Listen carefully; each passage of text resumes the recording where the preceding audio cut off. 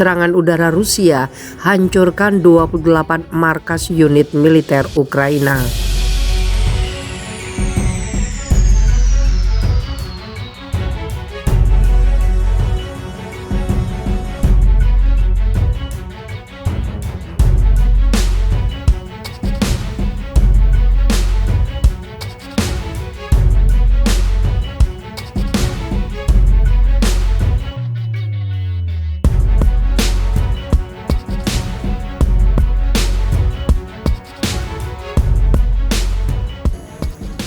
Pasukan pertahanan udara Rusia menembak jatuh 6 pesawat tidak berawak Ukraina, termasuk 1 di atas Pulau Ular. Hal itu diungkapkan juru bicara Kementerian Pertahanan Rusia, Mayor Jenderal Igor Konashenkov. Konashenkov juga menambahkan bahwa pasukan Rusia juga mencegat rudal taktis Totskaya dan 3 roket Smerch Ukraina. Pada siang hari, pasukan rudal dan artileri Rusia menghantam 6 pos kontrol, 178 personil dan area konsentrasi kendaraan tempur, 3 bunker yang diperkuat, serta 28 unit artileri di posisi menembak, termasuk sistem roket peluncuran ganda Smerch di dekat permukaan Beryozovka, kata Konashenkov seperti dikutip dari TASS. Pasukan Dirgantara Rusia melenyapkan 28 markas unit militer Ukraina dan 2 depot amunisi. Pada siang hari, pasukan Dirgantara Rusia menyerang 28 markas unit angkatan bersenjata Ukraina, 2 depot amunisi di dekat pemukiman Petrovskoye dan Zhovnevoye melalui rudal presisi berbasis udara, lanjut Konashenkov. Ia juga menyebutkan serangan udara Rusia menghantam 33 personil dan area konsentrasi kendaraan tempur pada siang hari. Konashenkov merinci bahwa serangan udara menghilangkan hingga 90 nasionalis, melumpuhkan 18 kendaraan tempur.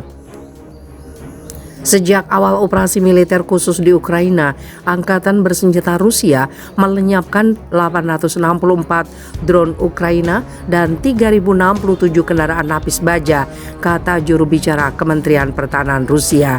Secara keseluruhan, sejak awal operasi militer khusus menghilangkan 165 pesawat, 125 helikopter, 864 drone, 304 sistem pertahanan udara rudal, 3.067 tank dan kendaraan lapis baja lainnya, 372 sistem peluncuran roket ganda, 1.514 senjata artileri lapangan dan mortir, serta 2.913 kendaraan mobil khusus.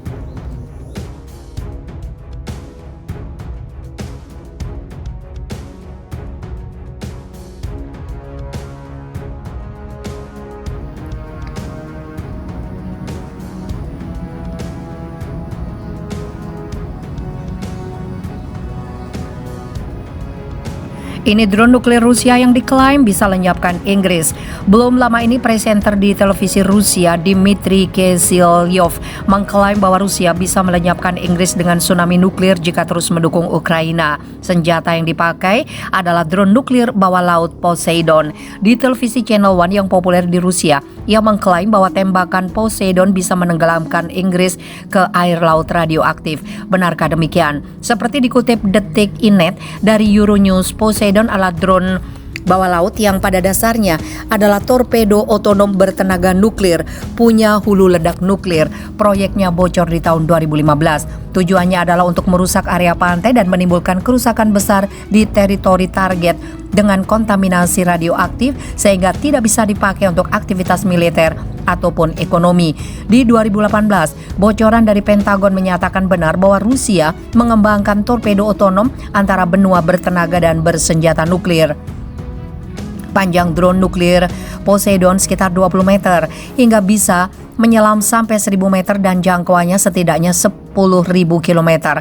Menurut Sidrat Kausal, pengamat dari Lembaga Pertahanan Inggris, kemampuan sebenarnya masih misteri, namun jika benar di bawah air dan bisa bergerak sangat cepat akan susah dideteksi. Ini adalah torpedo dengan jangkauan sangat jauh, bisa ngebut dan punya nuklir, cetus David Hambling, seorang jurnalis teknologi.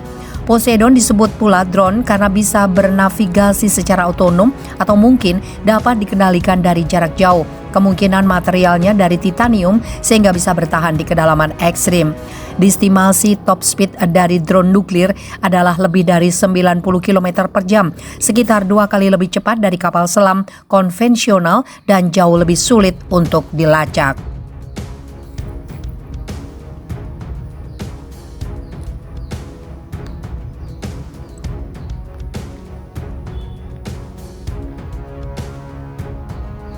Lebih sulit untuk diantisipasi karena meskipun rudal pertahanan ada, sangat sedikit negara punya persiapan untuk melawan torpedo nuklir, apalagi yang sangat cepat, kata Kausal. Diestimasi bahwa hulu ledak nuklir Poseidon bisa mencapai 2 megaton, berarti lebih dari 100 kali lipat kekuatan bom Hiroshima yang dilancarkan pada Perang Dunia Kedua. Tapi apakah benar Poseidon bisa menghancurkan Inggris seperti klaim sang presenter bahwa akan terjadi tsunami setinggi 500 meter? Pakar meragukan. Jika diarahkan ke pelabuhan dan diledakkan sangat dekat dengan pantai, mungkin saja memang menghancurkan satu kota. Namun mungkin tidak merusak lebih dari itu dan pastinya tidak melebihi kerusakan nuklir ukuran besar. Sambung Hembling, dampaknya mungkin cukup banyak, area tidak bisa ditinggali lagi karena efek radioaktif yang berbahaya. Namun demikian, gertakan Rusia itu dinilai tidak akan terwujud karena akan sama-sama rugi jika perang nuklir terjadi.